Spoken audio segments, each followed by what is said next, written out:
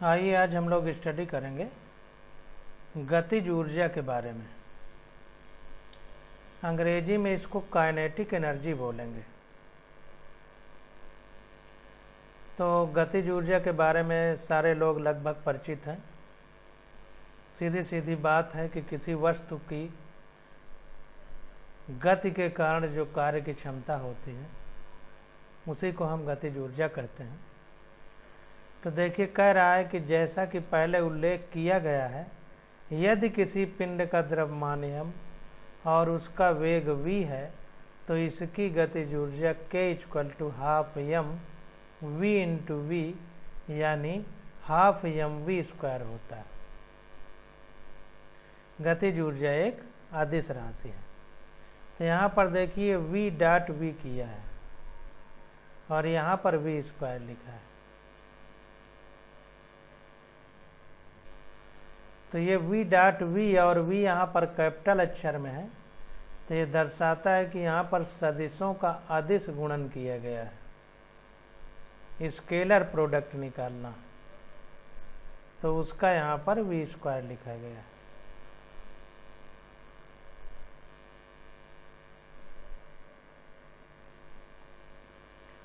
अब यहाँ पर देखिए सारणी यानी टेबल बनाई गई है। तो इसमें सारी चीज़ों की, कुछ कार, एथलीट जो दौड़ते हैं, धावक, गोली, इन सब की गतिज ऊर्जा इसका कोई मतलब नहीं है। अब आगे देखते हैं। कह रहा है किसी पिंड की गतिज ऊर्जा उस पिंड द्वारा किए गए कार्य की माप होती है जो वो अपनी गति के कारण कर सकता है। तो जैसा हमने आपको ऊपर बताया, तो वही चीज़ निकल करके सामने आ गई।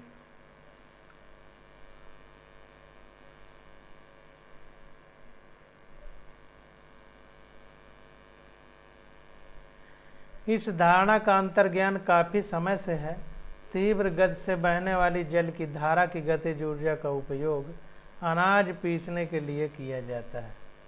तो आप देखे होंगे, बहुत पुराने, हो सकता है आपने ना देखा हो, तो उसमें क्या होता है कि जल की धारा बहुत तेज़ी से बहाई जाती है, उसमें नीचे चक्की लगी रहती है। तो जब वो पानी उससे गुजरता है तो उसको घुमा देता है, जिससे अनाज पिस जाता है उस चक्की में।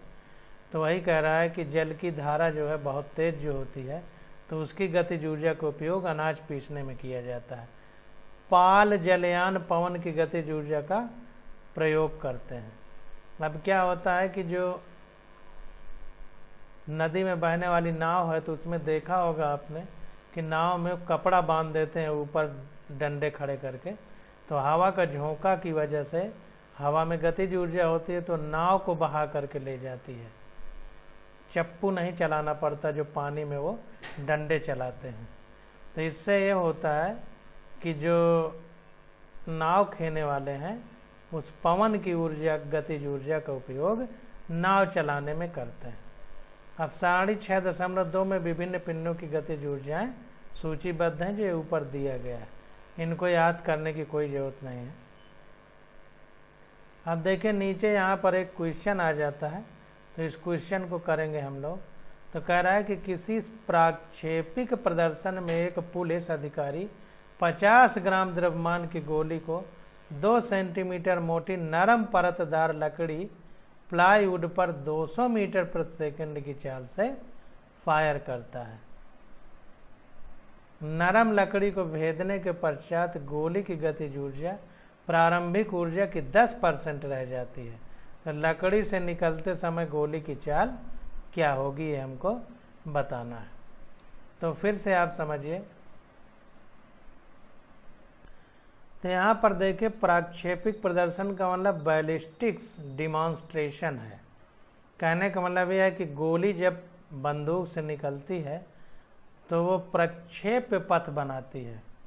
तो वही उसका गोली का प्रदर्शन हो रहा है, गोली छुटाई जा रही है बंदूक से, तो उसी का प्रदर्शन हो रहा है। तो बता रहा है कि कोई पुलिस अधिकारी है, तो जो गोली है उसका द्रव्यमान 50 ग्राम है और 2 सेंटीमीटर मोटी नरम परतदार लकड़ी प्लाईवुड की लगाई गई है, वो उसमें 200 मीटर प्रति सेकंड की चाल से फायर करता है। तो कहने का मतलब है कि कोई पुलिस अधिकारी है, उसके पास एक बंदूक है और उसमें जो गोली है उसका द्रव्यमान 50 ग्राम है मास, और उस गोली को मारा जा रहा है जिस दफ्ते पर प्लाईवुड के, उसकी मोटाई 2 सेंटीमीटर है, और जो गोली दागी जा रही है तो गोली का वेग जो है वो 200 मीटर पर सेकंड है, तो उससे फायर करता है। तो नरम लकड़ी को भेदने के पश्चात गोली की गतिज ऊर्जा प्रारंभिक ऊर्जा की 10% रह जाती है।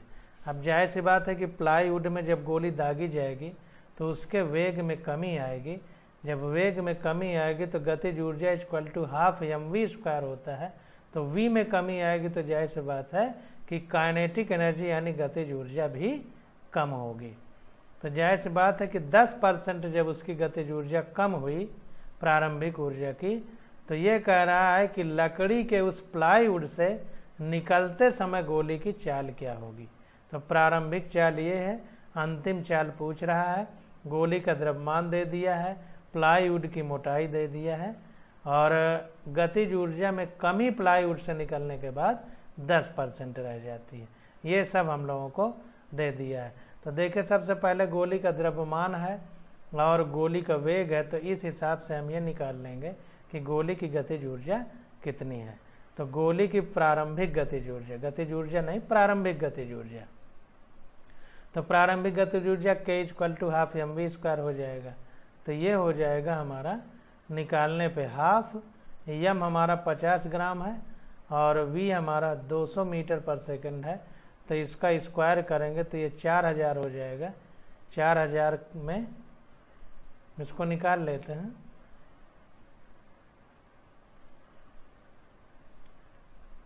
हाफ यम हमारा 50 ग्राम है तो 50 गुणे किलोग्राम करेंगे तो -3 का गुणा हो जाएगा, इनटू ये वेग 200 है तो 200 का स्क्वायर करेंगे तो 4000 हो जाएगा, यानी 4 गुणे 10 की घाते 4 हो जाएगा। तो ये कटेंगे तो 1 10 बचेगा, तो इससे ये कट जाएगा तो 2 हो जाएगा, और ये 100 हो जाएगा, और 1 10 इसका बचेगा कटने के बाद, तो 1000 हो जाएगा। 1000 जूल ऊर्जा की मात्रा क्या है, जूल तो हमने जूल रख दिया है।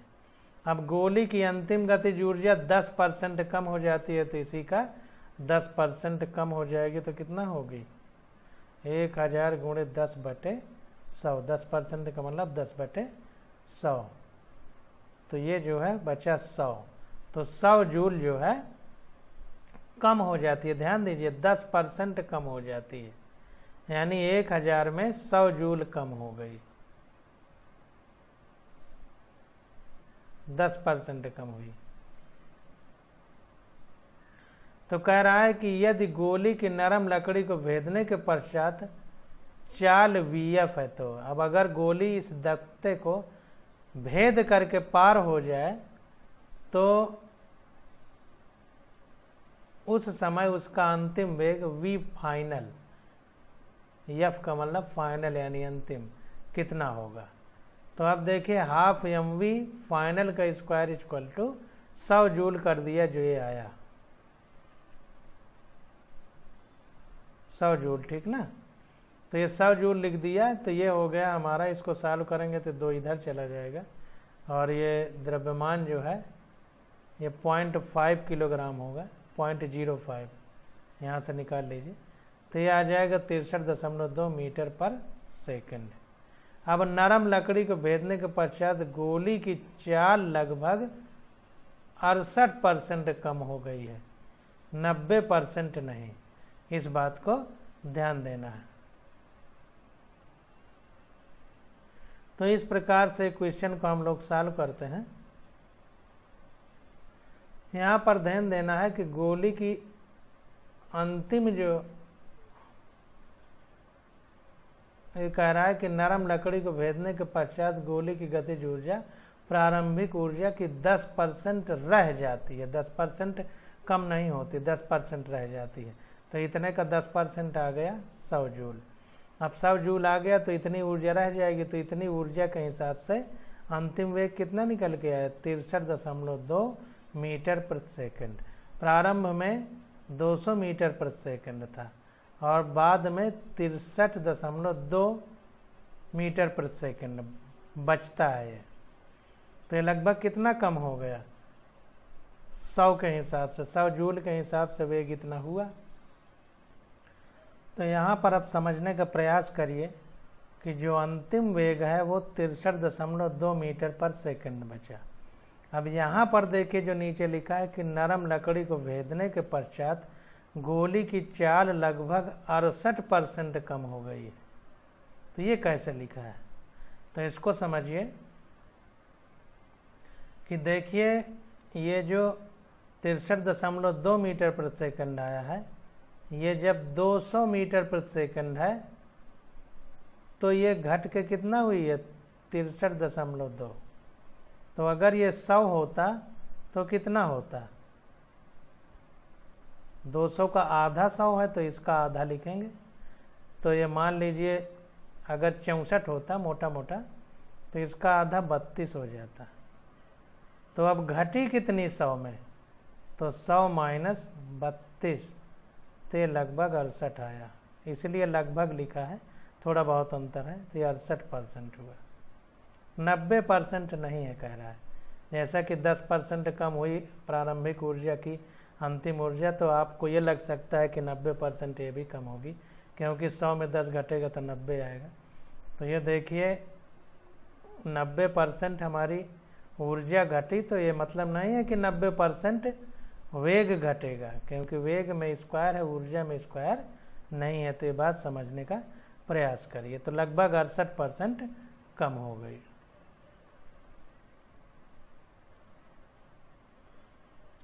अब देखिए आगे कह रहा परिवर्ती बल द्वारा किया गया कार्य।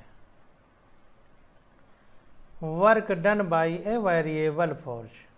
अभी तक हमने देखिए जो फोर्स पढ़ा था, बल बराबर द्रव्यमान गुणे त्वरण, तो जो फोर्स था वो मास इंटू एक्सेलरेशन था, और जो एक्सेलरेशन लिया गया था वो कांस्टेंट एक्सेलरेशन था, नियत त्वरण।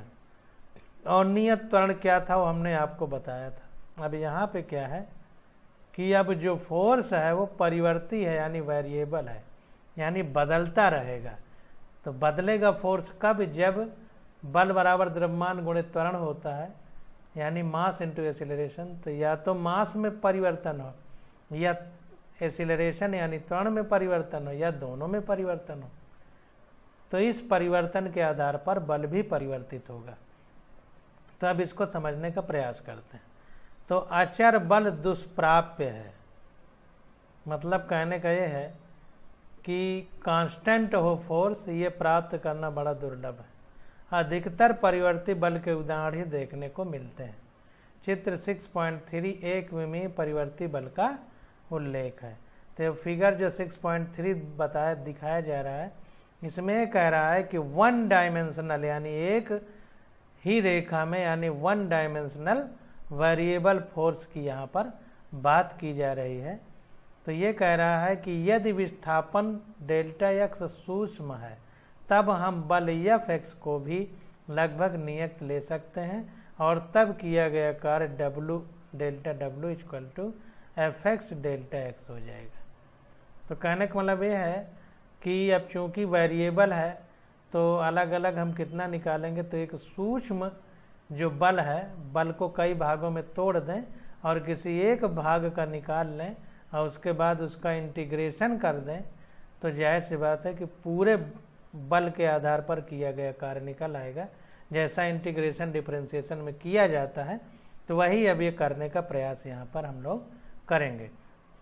तो कार्य बराबर बल गुणे विस्थापन होता है, लेकिन यहाँ पर चूंकि बल हमारा वेरिएबल है यानी बदल सकता है, इसलिए एफ एक्स लिख दिया गया कि ये विस्थापन है। तो विस्थापन जो एक्स है इसके टर्म में यह फोर्स बदल रहा है, इसलिए ब्रैकेट में एक्स लिखा गया है। और जो विस्थापन है वो अंतिम माइनस प्रारंभिक जो डिस्टेंस होगी उसके हिसाब से डेल्टा एक्स लिखा गया है। और ये बहुत सूक्ष्म है, इसके लिए भी डेल्टा एक्स लिखा गया है। तो इसे चित्र 6.3 में समझाया गया है। चित्र 6.3 में क्या है क्रमिक आयताकार क्षेत्रफलों का योग करने पर हमें कुल कार्य किया गया कार्य प्राप्त होता है। इसे इस प्रकार लिखा जा सकता है या इसे इस बार प्रकार लिखा जाता है। तो जाहिर सी बात है कि यहाँ पर दो विमाएँ हैं, एक x एक्सिस में है और एक y एक्सिस में डायमेंशन है। तो अगर x और y एक्सिस 2 डायमेंशनल आ गया तो जैसे ये कागज का पृष्ठ है जिसमें पढ़ा रहे हैं तो ये 2 डायमेंशनल है, तो इसके हम क्षेत्रफल की बात करेंगे यानी एरिया की बात करेंगे। जहाँ पर 3 डायमेंशन होगा वहाँ पर हम आयतन की बात करेंगे। तो जाहिर सी बात है कि ये एरिया है, इसका अगर हम क्षेत्रफल निकाल लें तो यही क्षेत्रफल लंबाई गुणे चौड़ाई क्षेत्रफल का सूत्र होता है, फार्मूला। और जब हम क्षेत्रफल इक्वल टू लंबाई गुणे चौड़ाई करेंगे तो हम indirectly fx into delta x ही कर रहे हैं। तो वही क्षेत्रफल जो ये आ गया fx डेल्टा एक्स, यही तो वर्क है, कार्य बराबर बल गुणे विस्थापन। तो जाहिर सी बात है कि इसका अगर हम एरिया निकाल लें तो यही हमें वर्क बताएगा, क्योंकि इसमें जो लेंथ और विड्थ है यानी लंबाई और चौड़ाई है उसमें एक विस्थापन है और एक फोर्स है। तो इसलिए यहाँ पर ये फार्मूला लगा दिया fx डेल्टा एक्स। और चूंकि ये बहुत छोटे टुकड़े लिए गए हैं तो इन सब को अगर जोड़ इकट्ठा कर दिया जाए तो हमें पूरे जितना भी ये एरिया है सबका टोटल वर्क यानी कार्य निकल आएगा।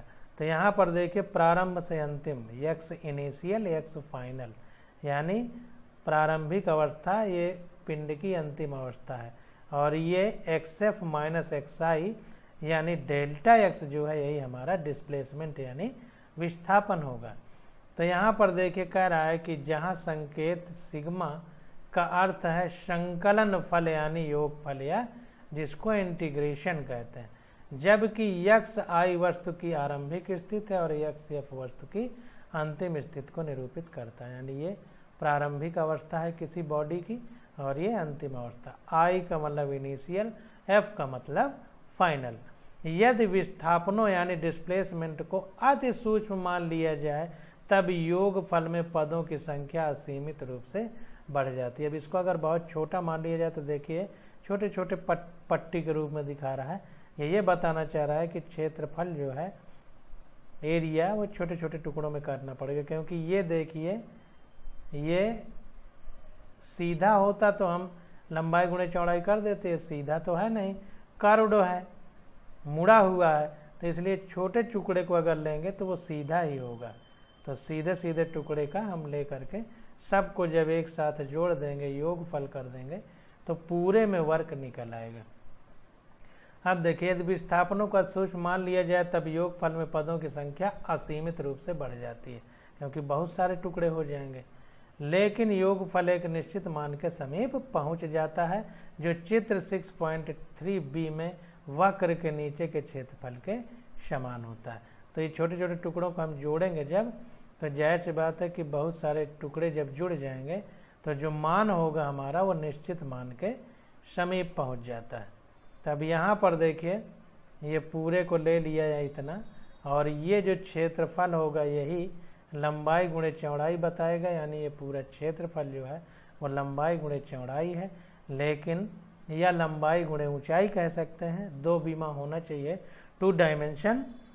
तो जाहिर सी बात है कि यहाँ पर x i x f है, तो ये लंबाई हो गई और ये ऊंचाई हो गई। तो जाहिर सी बात है कि 2 भुजाओं का गुणनफल हमें एरिया देता है, और इस एरिया में एक भुजा हमारी विस्थापन यानी डिस्प्लेसमेंट है और एक भुजा हमारी फोर्स है। तो जाहिर सी बात है फोर्स इंटू डिस्प्लेसमेंट करेंगे तो निकलेगा तो एरिया, लेकिन वही एरिया ही कार्य होगा, क्योंकि फोर्स इंटू डिस्प्लेसमेंट हो जा रहा है एरिया। तो देखिए यहाँ पर कह रहा है कि परिवर्ती बल Fx द्वारा सूक्ष्म विस्थापन डेल्टा एक्स में किया गया कार्य delta W equal to Fx delta X छायांकित आयत से निरूपित है। डेल्टा एक्स टेंड्स टू 0 के लिए सभी आयतों के क्षेत्रफलों को जोड़ने पर वक्र द्वारा आच्छादित क्षेत्रफल Fx द्वारा किए गए कार्य के ठीक बराबर है। तो अगर हम डेल्टा एक्स यानी जो विस्थापन है इसको लगभग 0 के आसपास माने तो तो इतने पतले टुकड़े कटेंगे चिप्स के जैसे कि उनमें ये जो लंबाई होगी, ये लंबाई वाला भाग इतना छोटा होगा कि ये कर्व का पता नहीं चलेगा और सबका लंबाई गुणे चौड़ाई, लंबाई गुणे चौड़ाई क्रम से होता चला जाएगा, जैसा हम ये सीधी रेखा वाले उनमें करते हैं। तो छोटे छोटे भागों को जब जोड़ देंगे तो पूरे का कार्य निकल आएगा। तो यहाँ पर देखिए उसी तरह से किया गया, तो अतः किया गया कार्य W बराबर delta x tends to 0 limit. Limit का मतलब बहुत लिमिट में है, यानी लगभग 0 के आसपास है डेल्टा x। तो अब इसमें क्या करेंगे, प्रारंभिक विस्थापन से लेकर के अंतिम विस्थापन तक जितने भी छोटे छोटे टुकड़े होंगे सबको हमने जोड़ दिया। ये जो चिन्ह है समेशन का मतलब जोड़ दिया, तो ये Fx इंटू डेल्टा x हो गया। x के टर्म में फोर्स और विस्थापन, तो ये आ गया। अब ये इंटीग्रेशन का साइन है, तो x प्रारंभिक से x फाइनल, यानी x इनिशियल से x फाइनल तक Fx इंटू dx हो गया। बहुत जीरो के लिए डेल्टा x की जगह, बहुत छोटे के लिए, बहुत सूक्ष्म के लिए डेल्टा x की जगह dx लिख देते हैं। अब देखिए बता रहा है कि यहाँ लिमिट का अर्थ है योगफल की सीमा, मतलब योगफल की एक सीमा है, ऐसा नहीं कि अनलिमिटेड हो। जबकि डेल्टा x नगण्य रूप से सूक्ष्म मानों की ओर अग्रसर है। इस प्रकार परिवर्ती बल यानी वेरिएबल फोर्स के लिए किए गए कार्य को बल का विस्थापन पर सीमांकित समाकलन यानी इंटीग्रेशन के रूप में व्यक्त कर सकते हैं। परिशिष्ट 3.1 भी देखें। तो यही चीज बार बार शुरू से जब से फिजिक्स पढ़ रहे हैं आ रहा है, तो इस प्रकार से हम लोग इसको निकालते हैं। अब देखिए यहाँ पर एक क्वेश्चन दिया गया है, तो इस क्वेश्चन को हम लोग करेंगे और समझने का प्रयास करेंगे। अब देखिए क्वेश्चन में बता रहा है कि कोई स्त्री खुरदुरी सतह वाले रेलवे प्लेटफार्म पर संदूक को खिसकाती है। खुरदुरी सतह जो प्लेटफार्म की होती है, रेलवे वाले प्लेटफार्म की, वहाँ पर संदूक को खिसकाती है। वो 10 मीटर की दूरी तक 100 न्यूटन का बल आरोपित करती है। ये 10 मीटर की दूरी तक, यहाँ तक 100 न्यूटन का बल लगता है। उसके पश्चात उत्तरोत्तर वो थक जाती है और उसके द्वारा आरोपित बल रेखीय रूप से घटकर 50 न्यूटन हो जाता है। तो यहाँ तक तो 100 न्यूटन के बल से खिसकाती है, ताकत रहती है शरीर में, इसके बाद वो थक जाती है। तो फिर कह रहा है कि रेखीय रूप से घटकर 50 न्यूटन का बल हो जाता है, मतलब 100 से धीरे धीरे घटते घटते घटते घटते 50 हो जाता है। और रेखीय रूप से होता है इसलिए ये सरल रेखा में ही देखिए घटाने का चिन्ह बनाया गया है। तो यहाँ तक ये 100 न्यूटन है, फिर यहाँ से ये 50 न्यूटन हो गया। तो देखिए यहाँ तक आते आते 50 न्यूटन, क्योंकि वाई एक्सिस पे बल को दिखाया है और एक्स एक्सिस पर विस्थापन दिखाया गया है। तो 10 मीटर तक खिसकाने में 100 न्यूटन का बल लगता है। तो देखिए यहाँ 10 मीटर तक डॉट डॉट करके इसको अलग रंग दिया है कि ये इतना क्षेत्रफल अलग है, और इसके लिए क्या है कि 100 न्यूटन का बल लगा है। और फिर इसके बाद 10 मीटर के बाद 20 मीटर तक ये बल घटते घटते घटते 50 न्यूटन हो गया। अगर यहाँ से हम ऐसे लाइन खींचें तो ये 50 आ जाएगा, तो 50 आ जाएगा, तो यहाँ तक घट के 50 न्यूटन हुआ। और सीधी सरल रेखा में घटा है, देखिए क्वेश्चन में खुद बता रहा है, इसलिए सीधा लाइन में नीचे कर दिया। तो 20 मीटर तक वो खिसकाती है, 50 न्यूटन। संदूक को कुल 20 मीटर की दूरी तक खिसकाया जाता है, यहीं से खिसका के फिर खिसकाना बंद कर देती है। तो आगे देखिए ग्राफ नहीं बनाया गया। स्त्री द्वारा संदूक पर आरोपित बल और घर्षण बल को, जो कि 50 न्यूटन है, तथा विस्थापन के बीच ग्राफ खींचिए। दोनों बलों द्वारा 20 मीटर तक किए गए कार्य का परिकलन कीजिए। अब देखिए कह रहा है कि स्त्री द्वारा संदूक पर आरोपित बल और घर्षण बल जो कि 50 न्यूटन है, तथा विस्थापन के बीच हमको ग्राफ बनाना है। तो देखिए इसको कैसे बनाएंगे। तो जाहिर सी बात है कि ये 100 न्यूटन का बल यहाँ तक लगाया, इसके बाद वो घटते घटते यहाँ पर 50 न्यूटन का बल लगा पाई। तो अब ये कह रहा है कि घर्षण बल, स्त्री द्वारा संदूक पर आरोपित बल और घर्षण बल जो कि 50 न्यूटन है। तो घर्षण बल जो है फ्रिक्शन, जिसके कारण वो थक गई, तो जाहिर सी बात है कि संदूक खिसका रही है और थक रही है, तो इसका मतलब घर्षण बल उसके खिसकाने की विपरीत दिशा में उसके खिसकने का विरोध कर रहा है संदूक के। इसीलिए वो थक गई। तो 50 न्यूटन का कह रहा है घर्षण बल इस संदूक पे लग रहा था। तो कह रहा है आरोपित बल और घर्षण बल तथा विस्थापन के बीच ग्राफ खींचना है। तो यहाँ पर देखिए जाहिर सी बात है कि 50 न्यूटन का घर्षण बल है और विपरीत दिशा में है, तो इसलिए -50 होगा। तो माइनस को दिखाने के लिए देखिए ग्राफ में ये 50 यहाँ है, तो इतना ही नीचे जा करके -50 का चिन्ह यहाँ बनाया है, जो कि स्मॉल f से लिखा गया है, यानी ये हमारा घर्षण बल है। बल को कैपिटल F से लिखते हैं फोर्स को, और फ्रिक्शनल फोर्स को स्मॉल f से लिखते हैं। और चूंकि फोर्स के विपरीत दिशा में फ्रिक्शनल फोर्स लग रहा है, तो विपरीत को तो ग्राफ में कैसे दिखाएंगे, निगेटिव से। तो इसलिए इस 50 यहाँ है, तो इतना ही नीचे जाके 50 यहाँ माइनस में हो गया, क्योंकि ये प्लस में रहेगा, ये भाग माइनस में। इसी तरह ये भाग पूरा प्लस में रहेगा और इधर वाला माइनस में। अब देखिए, अब ध्यान दीजिए, अगर हमको विस्थापन को माइनस में दिखाना होता तो क्या करते, विस्थापन इधर दिखाया गया है, अब माइनस में विस्थापन दिखाना होता तो हम इधर जाते, और अगर 10 मीटर में दिखाना होता तो इस 20 का आधा दूर तक जाते और वहीं पे चिन्ह लगा के -10 मीटर लिखते। इस तरह ग्राफ बनाए जाते हैं, तो इसको ध्यान देना है। अब देखें यहाँ पर 100 न्यूटन का बल दिखाया गया है, तो ए और बी पॉइंट बनाए गए हैं, और 100 न्यूटन का बल लगा करके वो खिसकाती है इस पिंड को या इस बक्से को, और थकती नहीं। तो 100 न्यूटन का बल कितना दूर तक खिसकाया, 10 मीटर तक 100 न्यूटन के बल से खिसकाया। तो ये देखें यहाँ पर 10 मीटर लिखा है, क्योंकि ये विस्थापन को दिखा रहा है, ये बल को। x एक्सिस पे विस्थापन दिखाया गया है, y एक्सिस पे बल। तो 10 मीटर तक खिसकाया और एक समान बल लगा है, इसलिए रेखा एक समान बनाई गई है, इससे दूरी एक समान रखी गई C तक। तो यहाँ तक 100 न्यूटन का बल। अब इसके बाद कह रहा है कि वह उत्तरोत्तर थक जाती है, यानी यहाँ तक आते आते अब वो थक गई। तो अब थकते थकते वो क्या है, उसका बल रेखीय क्रम में घट करके 50 न्यूटन हो जाता है, 50 न्यूटन तक घटता है। तो यहाँ से देखिए रेखा को नीचे झुकाया जा रहा है कि उसमें लगने वाला बल कम हो रहा है। जब इसको झुकाएंगे तो नीचे को जाएगी रेखा, तो इसमें नीचे को जाएगी तो पता चलेगा कि बल घट रहा है। तो इसलिए झुका करके यहाँ तक लाया, क्योंकि 50 न्यूटन तक जाता है लास्ट में। तो ये देखें यहाँ पर 100 और 0 के बीच में 50 लिखा, और यहाँ से ये खींचेंगे तो यहीं तक 50 आएगा, और इसके बाद वो रुक जाती है 20 मीटर चलने के बाद। तो यहाँ पर देखिए 20 मीटर लिखा है, 10 का इतनी ही दूरी इधर लिया, 20 मीटर पे डॉट डॉट खींच के आगे ग्राफ को नहीं बनाया, मतलब कि यहीं पर वो स्त्री संदूक को खिसका करके रोक देती है। तो इस प्रकार से हम लोग ग्राफ को बनाते हैं। अब देखिए, अगर इसका हमें निकालना हो पूरा क्षेत्रफल, क्योंकि इसका कार्य ये पूरा क्षेत्रफल ही होगा, तो यहाँ से एक देखिए हम लोग ऐसे रेखा खींच सकते हैं और एक रेखा ऐसे खींच सकते हैं। तो जैसी बात है, इस पूरे का चतुर्भुज का क्षेत्रफल हम लंबाई गुणे चौड़ाई करके निकाल लेंगे। तो लंबाई 10 मीटर और चौड़ाई ये 100 हो जाएगा, 100 न्यूटन। तो गुणा करेंगे तो इसमें किया गया कार्य 1000 जूल आ जाएगा।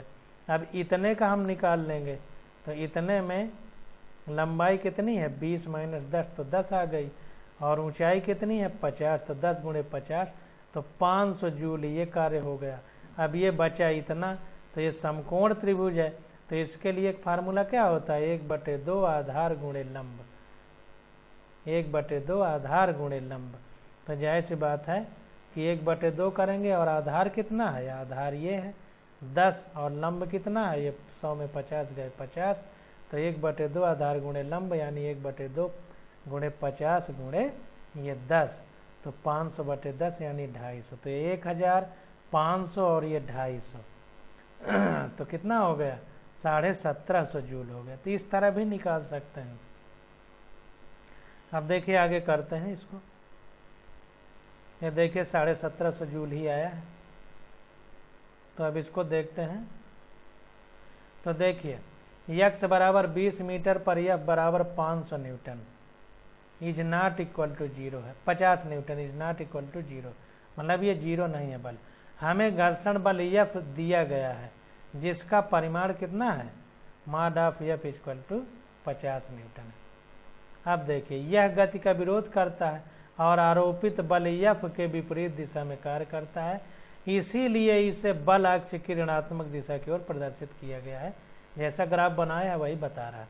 अब स्थिति द्वारा किया गया कार्य WF, तो ये जो हमने आयत बनाया ABCD, तो इसका आयत का प्लस ये समलंब पूरे का बना दिया है इसने, समलंब CEID, इसका पूरे का क्षेत्रफल, इसका पूरा क्षेत्रफल और इसका पूरा क्षेत्रफल। तो कैसे निकालना है वो हमने आपको बता दिया है, इसने डायरेक्ट कर दिया। तो ये लंबाई गुणे चौड़ाई, तो 100 गुणे ये 10 हो जाएगा प्लस हाफ।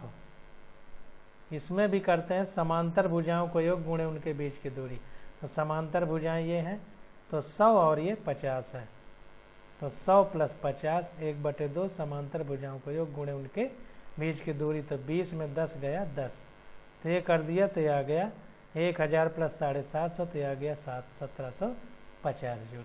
तो इतना कार्य हुआ स्त्री के द्वारा। अब देखिए, अब घर्षण बल के द्वारा किया गया कार्य WF, तो आयत AGHI का क्षेत्रफल। अब देखिए घर्षण द्वारा कितना कार्य किया गया, तो ये -50 है, तो ये AGHI जो ये है इसका क्षेत्रफल अगर निकाल लें, तो ये घर्षण बल द्वारा इस स्त्री के विरोध में कितना कार्य किया गया, तो AGHI जो ये आयत बन रहा है इसका क्षेत्रफल। तो लंबाई गुणे चौड़ाई, तो लंबाई तो 20 हो गई और चौड़ाई 50 है, माइनस में, तो -50 गुणे 20, तो आ गया -1000 जूल, चिन्ह सहित रखा। तो यहाँ क्षेत्रफल का बल अक्ष के ऋणात्मक दिशा की ओर होने से क्षेत्रफल का चिन्ह ऋणात्मक है। तो चूंकि अक्ष के ऋणात्मक दिशा में, इसलिए क्षेत्रफल का चिन्ह ये ऋणात्मक आ गया। तो इस प्रकार से हम लोग इन क्वेश्चनों को सॉल्व करते हैं। अब आगे आता है परिवर्ती बल के लिए कार्य ऊर्जा प्रमेय। तो इसकी स्टडी हम लोग अगले लेक्चर में करेंगे। आज बस यहीं तक।